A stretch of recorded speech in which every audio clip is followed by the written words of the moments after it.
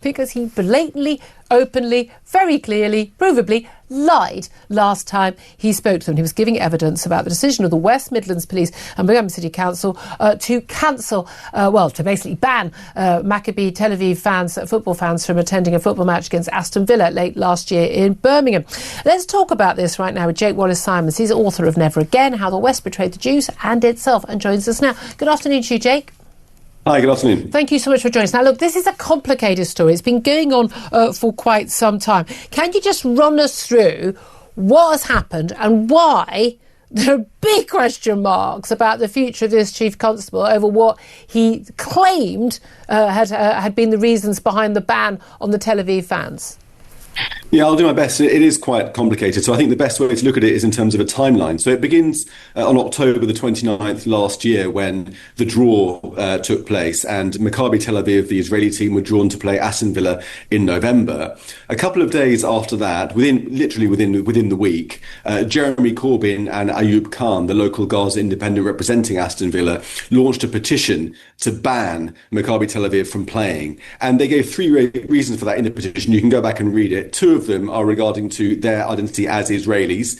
One is the allegation of genocide, and the other is that everyone in Europe's now boycotting Israel. Yeah. And the third reason was about some alleged misbehaviour of Israeli fans in Amsterdam. So there was a subsequent meeting on October the 7th thereafter, what a date, behind closed doors with the Safety Advisory Group. The police were there and other local community officials.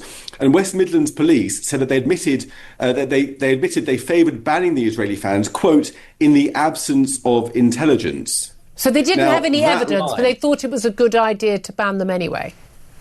Their gut told them that was the right decision. And at that meeting, there were two councillors, Wasim Zafar and Mubtaz Hussain, who both had openly supported boycotting the team because it was Israeli, not for any other reason. Mm-hmm. And they didn't recuse themselves. So they had that clear view before they went into the meeting. It wasn't. This was supposed to be a meeting about public safety, and they'd already come with that stance. And obviously it was about more than that.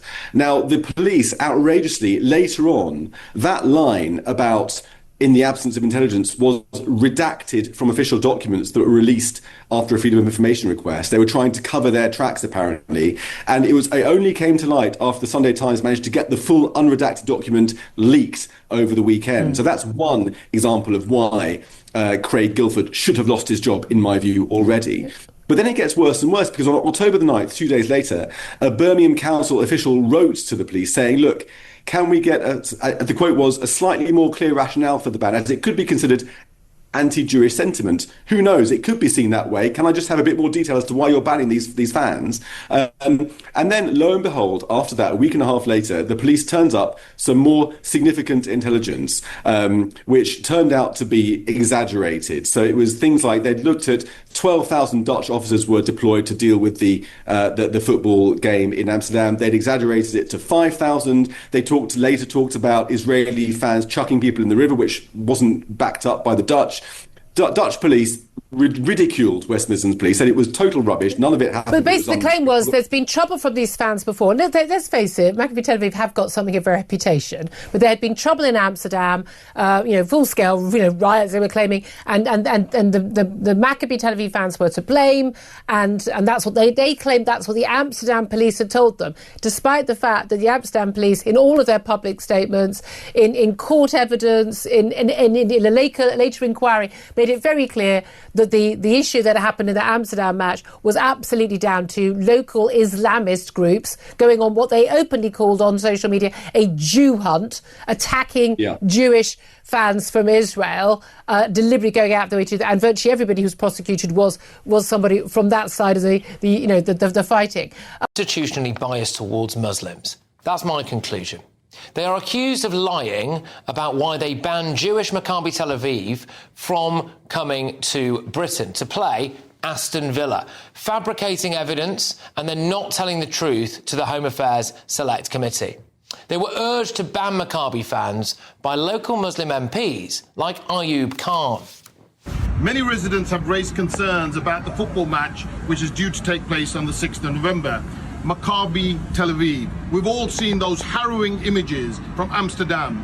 I've started a petition to boycott Maccabi Tel Aviv. There is no space for violence. They then banned them, claiming the Maccabi fans were dangerous hooligans and that they posed a risk. Well, what's emerged today is that the opposite was true. West Midlands Police knew it was actually members of the local community who were planning to arm themselves and form vigilante groups. The police did not tell the public that. Why are we only hearing about this now? Why is it that a report has come at lunchtime today from the Times newspaper that you had information on the 5th of September that there were likely to be vigilante groups within the West Midlands community itself who were planning to take action against the Maccabi fans? How is it that this committee is just hearing this for the first time? Well, I think this is the first time specifically that you've asked for that detail. And that's what we tried. That's what we tried to get across. Absolutely outrageous.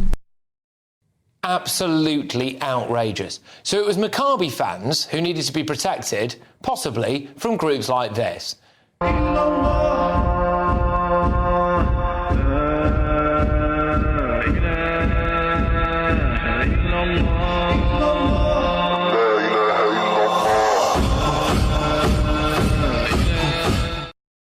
But this is probably the most damning thing of all.